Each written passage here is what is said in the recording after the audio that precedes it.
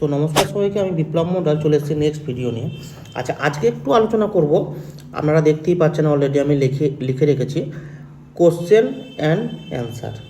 আমার কাছে 2-3টে কোশ্চেন এসছে মেসেজে, তো আমি ওই কটারই অ্যান্সার দেওয়ার আমি চেষ্টা করছি আপনাদের কাছে। তো আপনারা ভিডিওটা প্রথম থেকে শেষ পর্যন্ত ভালো করে দেখবেন। আশা করি আপনারা অ্যান্সারটা বুঝতে পারবেন এবং আশা করি ভবিষ্যতে আর অসুবিধা হবে না। আচ্ছা, আমাকে একজন কোশ্চেন করেছিলেন যে ইনভার্টেড হামার, আচ্ছা শুটিং স্টার, দাদা এই জিনিসগুলো কী জিনিস? এগুলো হচ্ছে একটা ক্যান্ডেলস্টিক। আমি আপনাদেরকে ক্যান্ডেলস্টিক কী জিনিস সেটা বলেছি চার্টে, যে এগুলো এই চারটা যে আপ ডাউন হচ্ছে এগুলো টোটালটা একটা হচ্ছে ক্যান্ডেলস্টিক। এরপর এর যে ভাগ আছে সেটা আমি এখনও আসিনি, পরে আসবো। হ্যাঁ, তো আপনারা যেটা বলছেন, আমি যেটা ভেবেছেন সেটা ঠিকই ভেবেছেন, এই ব্যাপারটা আমি আসবো। এই যে এগুলোর কাজ কি, কীভাবে হয় না হয়, কয় প্রকার ক্যান্ডেলস্টিক আবার ভাগ আছে, আমি পরে আসবো। তো এটা হচ্ছে এই জিনিসই আপনি দেখেছেন ঠিকই। আচ্ছা, নেক্সট হচ্ছে আর একজন বলেছিল যে আমার যে ট্রেডিংটা করছি তার স্ট্র্যাটেজিটা। আচ্ছা, স্ট্র্যাটেজিটা আমি বলতে আপনাদেরকে একটু শর্টে বলি, আমি এটা মুছলাম। হ্যাঁ, তো আমি প্রথম এখান থেকে একটা ঘর টানি আপনাদের সামনে, চারটে ভাগ করলাম, ঘরে চারটে ভাগ করলাম। তো আমি যদি এখানে একটা শেয়ার মার্কেটের মধ্যে আমি দেখাই ছোট্ট করে, আমি শর্ট ফর্মে লিখছি বিগ প্রফিট, মানে বড় প্রফিট, আমি শর্ট ফর্মে লিখলাম। ডান সাইডে লিখলাম স্মল প্রফিট, আবার বাঁ সাইডে নিচে লিখছি বিগ লস এবং ডান সাইডে লিখছি স্মল লস। আচ্ছা, আপনারাই বলুন কে কোন, এর মধ্যে দুটো আপনাকে অপশান নিতে হবে, দুটো বাদ যাবে, দুটো আপনাকে নিতে হবে। আপনারা কোনটা নেবেন? আশা করি আমি ভিডিওটা বড় করতে চাইছি না, সব সময় আমিই বলে দিচ্ছি, আপনাদেরও হয়তো আপনারা বুঝতে পারবেন। আমি হলে তো এটাই নেবো এবং এটাই করা দরকার। কেন? আমি স্মল লস মানে ছোট লস নেবো, আমি বিগ প্রফিট। এক কথা, আমি 5 টাকা যদি লস করতে চাই, আমার 10 থেকে 15 টাকা আমার যেন এখান থেকে আয় হয়, আমার লাভ হয়, এটাই হচ্ছে। এই দুটো আশা করি নেবো না, এই দুটো আমি নেবো না। বোঝাতে পারলাম আপনার অ্যান্সারটা? তো এরপরেও ডাউট থাকলে আপনি আবার মেসেজ করবেন, আমি আরও ডিটেলসে বলবো। আচ্ছা, আর একটা ব্যাপার আছে, আগের দিনের ভিডিওতে আমি যে সাপোর্ট রেজিস্ট্যান্সটা কীভাবে ড্র করব সেটা আপনাদেরকে দেখিয়েছিলাম। ওনার একটু ডাউট আছে, উনি বাজাজ ফিনসার্ভ, যেটা আমরা সবাই জানি, সেখানে উনি গিয়েছিলেন বা দেখতে পাননি। আপনারটা আমি দেখাচ্ছি, একটু ভালো করে ভিডিওটা দেখুন, বুঝতে পারবেন। সাপোর্ট রেজিস্ট্যান্স বাজাজ ফাইন্যান্স বলুন।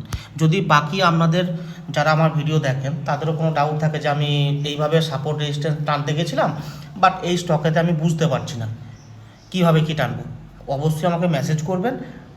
আশা করি তার পরের ভিডিওতে আমি যখন বলবো আপনাদেরটাও ক্লিয়ার করে দেবো। তো চলুন আমি একটু আবার অ্যাপসে ফিরে যাই।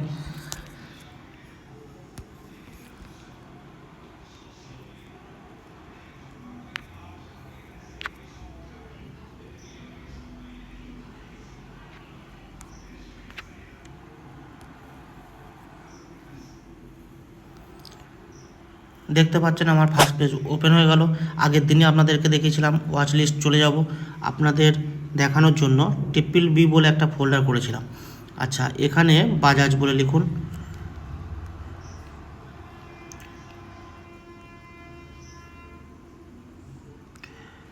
বাজাজ ফিনসার্ভ অলরেডি চলে এসেছে আমার কাছে। আমি এটাকে ওয়াচ লিস্টে প্রথম নিয়ে চলে আসি। চলুন, সরি,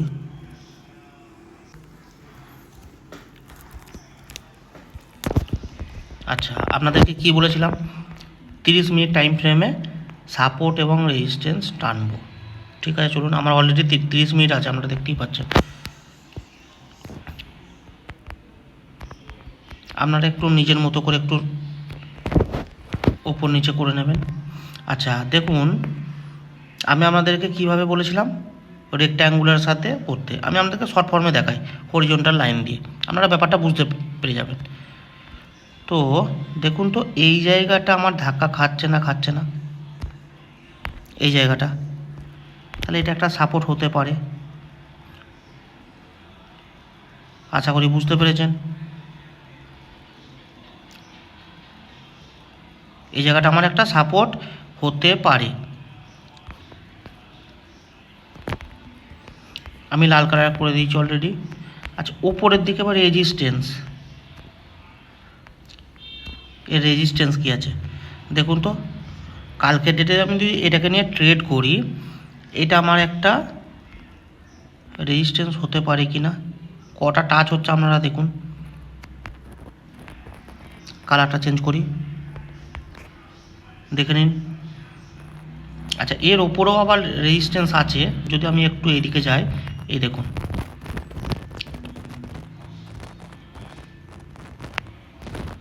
দেখুন তো এই জায়গাটা একটা রেজিস্ট্যান্স পেয়েছে না পায়নি,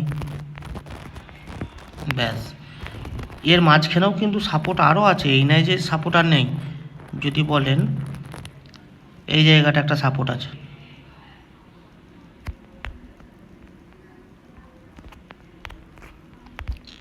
বোঝাতে পারলাম?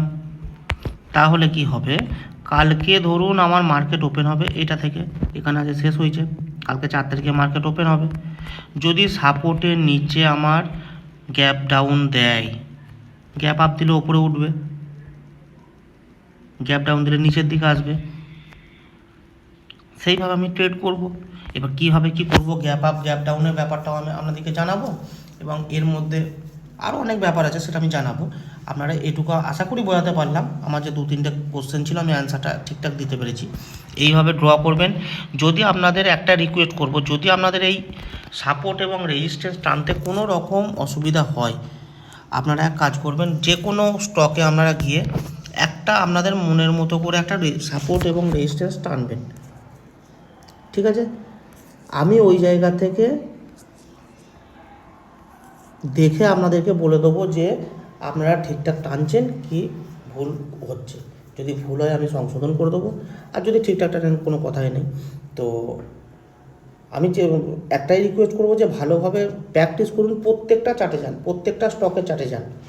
আমি যে 20টা 25টা 30টা বলেছি, 4.5 থেকে টেনে 30টাতে টানিয়েছি। আপনারা এটা প্র্যাকটিস করুন, এবং 30টা থেকে কমে কী করে আমি ইন্টারডে করবো সেটাও দেখাবো পরের ভিডিওতে। তো আশা করি এই ভিডিওটা আপনাদের ভালোই লেগেছে। যদি ভালো লাগে তাহলে লাইক, কমেন্ট, শেয়ার এবং সাবস্ক্রাইব অবশ্যই করবেন। তো আজকের ভিডিওটা এই পর্যন্তই। Good night, tata, bye bye, সবাই ভালো থাকবেন।